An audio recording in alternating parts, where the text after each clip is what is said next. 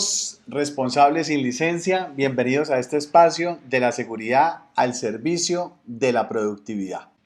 NTC 4114 del módulo de seguridad industrial y el tema es inspecciones planeadas. Entonces esta norma técnica colombiana define los parámetros para realizar las diferentes inspecciones planeadas. Entonces, acá tenemos la estructura para poder definir un programa de inspección, es donde definimos un objetivo, un alcance, cuál es ese plan de acción, ¿cierto? Y esos documentos que nos podrían servir de referencia con el objetivo de poder soportar todo el programa. Entonces, acá tenemos un objetivo que nos debe definir el para qué vamos a establecer el programa y normalmente es definido por la gerencia, ¿sí? Delegado en el responsable de seguridad y salud en el trabajo. Por el otro lado, ese alcance es a quién o en dónde vamos a realizar esas inspecciones. Como son planeadas, pues de alguna forma ya hemos definido los lugares y los momentos donde vayamos a realizar este proceso. Y ese plan de acción, entonces el cómo vamos a ejecutar esas inspecciones, qué se requiere en el tema de capacitación, qué se requiere en el tema de entrenamiento de las personas que van a aplicar las diferentes herramientas.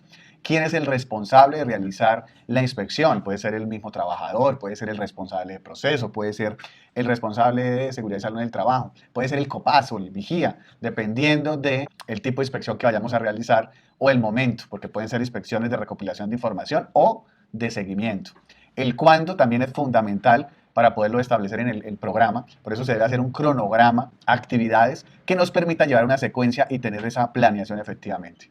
También es importante definir un presupuesto, el cuánto me va a costar, y no solamente es el cuánto me va a costar en el dinero en efectivo que tengo que sacar, sino también es recordar de que hay unos tiempos del personal, de que se requiere probablemente de una logística para la solicitud de permisos o la realización de este tipo de actividades. ¿Y con qué? Entonces esa guía para realizarla. Entonces allí encontramos las listas de verificación, esos formatos. Si no los tengo definidos, pues deberé levantarlos y documentarlos con el objetivo de poder organizar la información que nos permita, ¿cierto? De esta manera, pues encontrar y tener esos hallazgos o esas evidencias que nos permitan soportar los diferentes procesos o las oportunidades de mejora. Y los documentos de referencia pues serán el por qué. Allí podríamos hablar de la legislación, podríamos hablar de procedimientos internos, dependiendo del tipo de inspección que se vaya a realizar. Pues obviamente también es importante contemplar esos momentos del seguimiento. Fundamental establecer esos momentos del seguimiento y esto va a quedar consignado, dar como resultado pues un informe. También tenemos que tener en cuenta que la norma nos fija una estructura o unos pasos específicos para poder realizar este proceso. Entonces, ahí iniciamos con esa fijación del objetivo, como lo mencionamos, que va a depender del establecimiento de esa política gerencial que se haya definido dentro del sistema de gestión. Allí seleccionaremos ese lugar, o sea, esa área, equipo, instalación para inspeccionar y se asignarán esos responsables como lo mencionamos. Entonces, aquí también vamos a definir el sistema de cuantificación de las condiciones o estándar y la frecuencia de realización. Entonces, vamos a poder establecer esas características de qué sería una desviación o no. Lo vamos a ver más adelante. Y vamos a elaborar una guía para poder realizar la inspección. De esta manera, vamos a poder realizar un informe que sea mucho más estándar y que nos permita realmente poder encontrar esas oportunidades de mejora o poder establecer esas medidas correctivas. Pero también es importante abrir ese espacio de entrenamiento y capacitación que deben tener las personas porque es importante recordar de que la responsabilidad debe ser delegada en aquellas personas que tienen un interés o que están de alguna manera relacionadas con el proceso.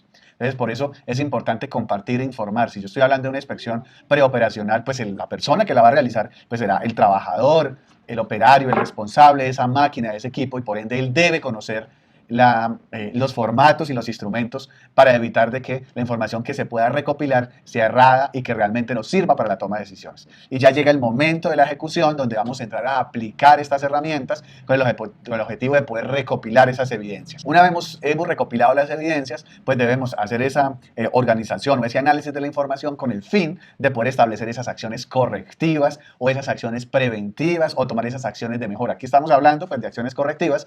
Sin embargo, como lo vamos a ver más adelante, también es importante resaltar lo positivo y lo adecuado, lo que está bien. Eso por experiencia propia dejamos la mención, porque a veces creemos que la inspección es para buscar meramente condiciones subestándar o actos subestándar. También es importante reconocer y reforzar los comportamientos positivos y las medidas adecuadas que se deben resaltar también en esa elaboración del informe. Acá también queremos hacer algo muy importante y lo vamos a mencionar más adelante cuando estemos mirando los instrumentos y la elaboración del informe, es que estos informes deben ser elaborados para el usuario, o sea, para la persona que lo va a leer, que lo va a interpretar, que lo va a utilizar.